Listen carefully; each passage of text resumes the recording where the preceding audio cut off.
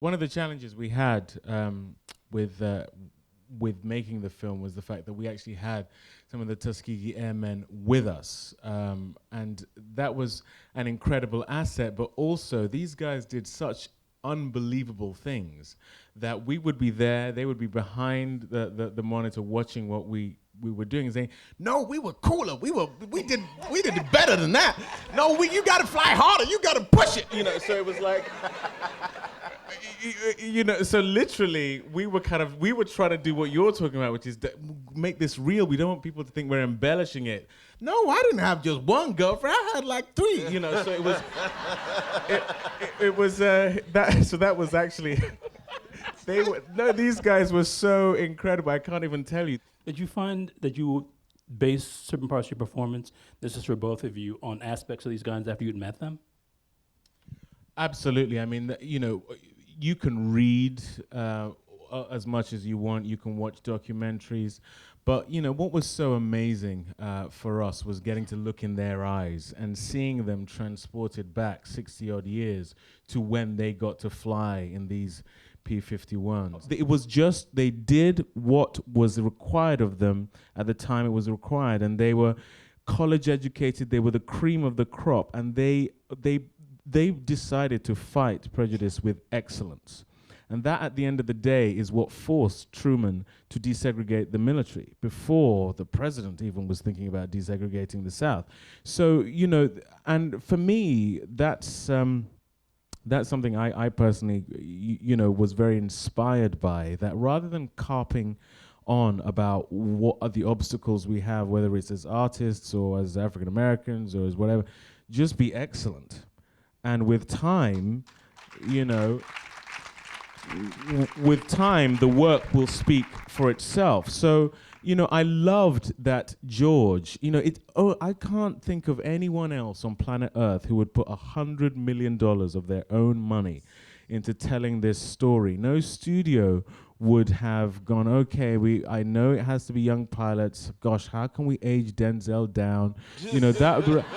That would have been the conversation. But, he just decided, I'm going to do it my way. I'm going to, choose actors who I think are just right for the job and do it. And it's that level of uncompromising, in the face of all of obstacles, I'm going to do it regardless. That's what they did. That's what George did. And that's what we tried to do.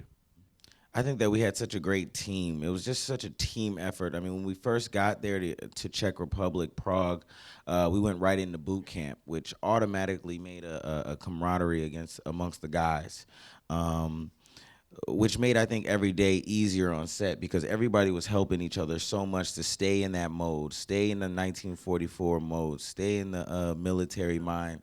I think it became easier, really, as the days went on. I think at first it was like, we have a big task at hand and everybody knew what it was, but it became fun and less of a job every day. I think we just kind of showed up and we're like, let's do this thing. Let's knock it out of the park because there's nothing less to do but that with this great story. I mean, you have everything you want dealing with George. He made sure that we had everything that we wanted. You couldn't ask for anything else. And Anthony Hemingway came to set so prepared every day. I mean, to be shooting your first huge film, Anthony Hemingway, he came with so much, he was just so calm. It made the whole atmosphere just workable, and working with David and Terrence and Cuba, everybody was just playing off each other and made sure everybody did their best. For me it was different because I came in much later in the process and the story had already been laid out and the movie had already been done. It just, what started as a few tweaks here and there became more and more changes, and I ended up being on the movie for a lot longer than was originally So you basically intended. reshaped the film. I helped George get to, I think, where he wanted to be. I really can't take too much credit because really I came in late. I came in, 2010, which, a lot of work had been done. And it was really a pivot, you know what I mean? It was a tonal pivot from heavy drama to action adventure. That's the best way I can describe it. Well, let's thank Marcus and David and Aaron again.